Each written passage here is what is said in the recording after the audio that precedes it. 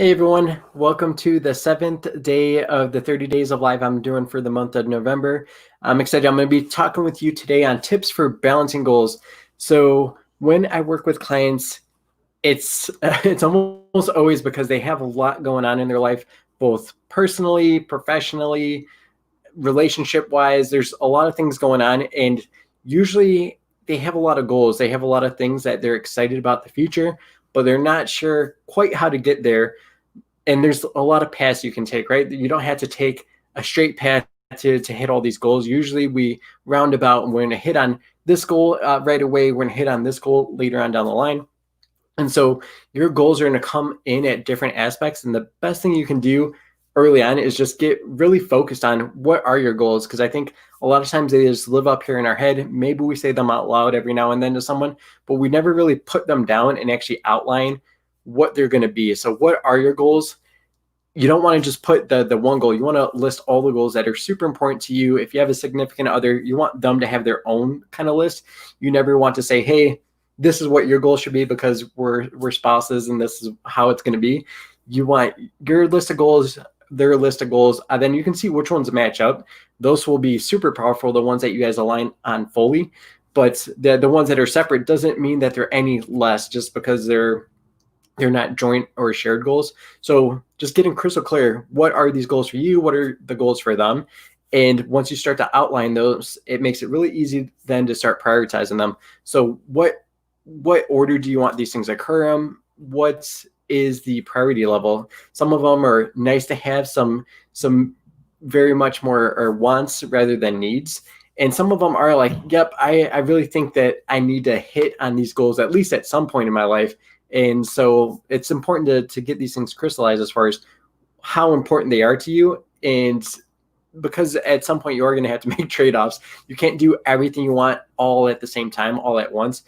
One of the cool things is for at least most of my clients, I think, who work in tech, have decent paying jobs. You don't have to be in tech to get a decent paying job, but if you have a high enough income where you're able to cover all your needs and really get to start focusing on wants and some things that are more fun in life, it is going to be helpful to understand, like, there's still parameters. So which things are going to be the most important to you, which things are going to be the most excited about. So that will help there. So get clarity on those things by listing them out, because then they're real too. They're not just living in your head. You'll have a little bit more accountability if you start sharing these things, if you have them written down, that, yeah, you kind of have to answer to yourself or whoever else is seeing these goals that you set for yourself. Another huge aspect is once you have those things outlined as far as what they are, you need to know when you want those things to occur. I always go back to the story. It's one of my favorite stories from my clients, but they were meeting with me. They hadn't even been engaged at that point, but we were talking about planning for a wedding, for things that are important like that and super huge goals for them. And when I asked, hey, what's the timeline for you guys on this? When is the wedding? How much time do we have that we need to start saving for these things? And they weren't on the same page. They knew that goal was the same, but the timeline and the when was not exactly lined up. So the husband, now they're married now. This is a few years after this story. But they're married now. The husband originally thought that we were kind of thinking 3 years out. And the wife was like, no, she got a little bit worried, look in her eye, a little bit of frustration. I always meet with my clients video virtually. And so her eyes were just like super, super annoyed that he had no clue that she wanted to get married in a year. And once they said that, though, he's like, well, yeah, definitely. Yeah, that means we need to get started right away. We need to get really focused. And that's the power of getting clear on your goals. But that's not enough. You need to crystallize the win, because that will give you a sense of urgency. If it is something that's soon, something that you really want to occur and that you're excited about occurring, you need to get going on these things. You just need to start. I think my video yesterday was on just getting started. Don't let things get in your way. And that's very much what you need to do, is start outlining these things, get clarity, know when they're going to occur. That will give you a sense of urgency. Then the next big aspect is how much. The trouble with how much when it comes to goals, especially if you haven't even gotten to those first two stages, is there's usually such a range. In this day and age in America, there's the extremes on both ends. You can do things super low cost. You could get married in a courthouse for practically nothing, or you can go internationally, bring a whole group of people with you.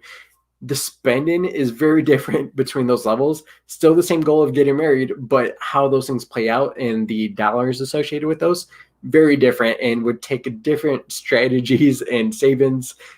All these different things are important to get outlined and just get crystal clear on, because once you know what it is you're going for, when you want it to occur, and how much it is, then it gets really easy. And you want to do this on the individual goals first, and then you can kind of line them up. And basically, once you line them up, you have the timeline, like, oh, this goal is coming first, so it's going to take priority. You'll want to weigh that against your priorities. But then this is the second goal. This has the next longest time length. And so how you balance these things all out together is you look at what you spend and what you make every single month and allocate, well, how much can I contribute towards my goals monthly? It doesn't matter which goal it is particularly. You just want to see if you actually were doing the tough thing, if you actually were going to look and intentionally save for these goals, what's that total dollar amount that can go to all these goals combined? If it's 200, great. If it's 500, great. If it's $1,000, awesome.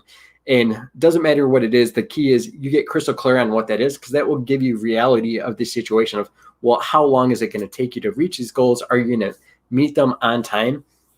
And sometimes, because the goals happen at different wavelengths, they happen at different timelines, it might be, instead of doing a shotgun approach where you're saving for 3 different things at once, if there's a goal coming up and it's super important and there's just not that much time to split your savings 3 ways and still hit this first goal, you just need to focus all of your energy on that first goal.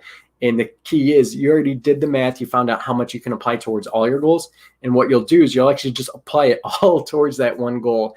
And knowing that there's these other 2 goals, you already have visibility of them. So once this first goal is taken care of, then you use that same amount. We can use the example of, let's say you were saving $500 towards all of your goals. If you direct that all towards this one, that first goal, if the need is $6,000, it'll take you a year. And then $500 after that year occurs, after you complete that goal, you're successful, you can start going towards those next goals. And so the key is to have an idea, have the framework of where your goals are, where you need to be in order to achieve them. And then you really hone your energy, your monthly savings all towards those goals. And you can really start knocking them out, get them focused in order, and move on to the next goal. One thing, too, that is important to recognize is those goals could change. You could be working your way towards saving towards one goal. It doesn't matter if it changes. If COVID happens, all of a sudden your wedding gets pushed out a year or so, you still have that savings. No one can take that savings away from you. And let's say the goals just change completely. Like, what if it's totally something different now that you guys are saving for? That's fine. You have that much that you saved up until now where you can just apply it towards anything that's important to you, any of your goals. I think that's important to know, is you just need to get started, get moving in the right direction, and start to build these healthy habits of saving for your goals, because your goals are important. It's a way of investing in yourself. People, I'm on Twitter a lot. I see a lot of self-love, self-care type things, and that is awesome. But the best thing that's going to be the most impactful towards your self-care and things of that nature is going to be achieving your goals. Don't allow yourself, don't sleep on yourself. You're capable of doing these things. You just need to start and get going and start to create a strategy guide at how can I hit on these things and actually attain the things that you want. Because there's nothing more frustrating than waking up and saying, hey, I wish I could do this someday, and then never actually doing anything about it, never actually stepping up and saying, hey, today's the day I start. It might take me longer than I want, but I'm going to start today, and tomorrow I'm going to come back, and the next day I'm going to come back, and I'm going to start working towards these things. So just kind of ramp it all up here at the end. You want to list all of your goals, not just the one goal. You want to list all of your goals, kind of see where they stand prioritization-wise. You want to know when these goals are going to come up, because that will help you hone in on which ones you should be saving for more intentionally early on. You want to know how much these things are going to cost.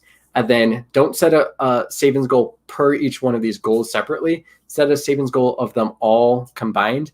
And then what you can do is just focus the energy on those upcoming goals, the ones that are going to be soonest, most upcoming for you. And you might be thinking to yourself like, well, what the heck? I don't have that much to save towards my goals. There's just not that much available to apply towards my goals or to start saving towards my goals. You have to kind of reevaluate your situation. Is that a you thing, and based off of your spending habits and some of the things that you can actually control, or is it something where it just truly is your income level? There's no way at your current income that you can start applying towards these goals. I would say definitely find alternatives. There's side hustles. Don't get confused that side hustles can be your main hustles. Most of the time they cannot.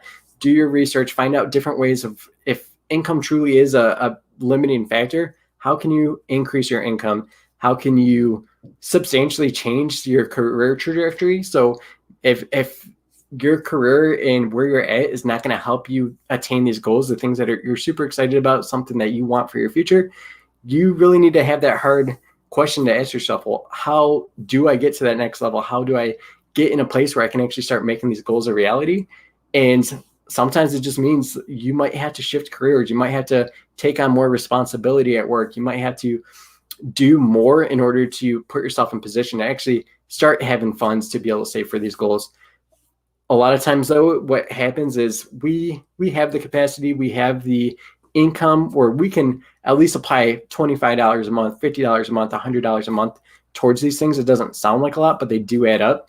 And the problem is we don't choose to focus on our goals. Our goals are too long term. It's hard to save for goals because you're not going to feel those things instantly. But what you can feel instantly and what you can see and monitor is that savings account growing and growing. So if you have a goal of going on an awesome vacation, set up a savings account, title it vacation. You'll feel awesome as that savings account is starting to grow, as you're seeing that. So even though you're not getting that immediate benefit of going on vacation that day, you can feel that reality of your goal of going on vacation is going to be imminent, because you're seeing that progress go from $100 to $200 to $400. You're going to see these things add up. So that will be your kind of instant gratification once you get into the habit of realizing that, yep, you're investing in yourself, you're investing for your goals. And yes, it probably means that you need to reduce some of your spending somewhere else if you feel that you're too time constrained, if you're too compressed on your monthly expenses. But just take the time to look at your goals, see how important they are. If they're not important enough for you to start making some habit changes on your expenses, then maybe those aren't the goals you should be focusing on. Maybe you're not crystal clear enough on the goals, and maybe you just need to dive deeper. So maybe travel being a goal isn't that exciting. Maybe it's a specific spot. Maybe you want to go to New York on Thanksgiving, and that's a big enough goal. That's specific enough of a goal for you to get excited about. So sometimes if your goals are not exciting enough, you just need to drill down to what those underlying factors are that are going to get you up, going to get you to get started, and going to allow you to make some of these trade-off changes on some of the other habits that you formed over the course of your life. And maybe they're not serving you the best they could be. Maybe you're best served actually achieving these goals and then feeling awesome about it and realizing that you're capable of doing these things. If you have any family members or children like I do, them seeing you achieve and accomplish your goals is going to be life-changing for them. That's ways of breaking cycles. I see that a lot in my feeds as well on social media is, hey, how can I break these cycles that I don't want my kids to see or be a part of? Well, you're the example they see every day. So show them that you're capable of achieving your goals, and they'll be excited and realize that they're capable of achieving anything they can dream of as well. So hopefully that was a fun video for you to watch. Let me know if you have any questions. Let me know any future topics you want me to cover here in the future. Happy weekend.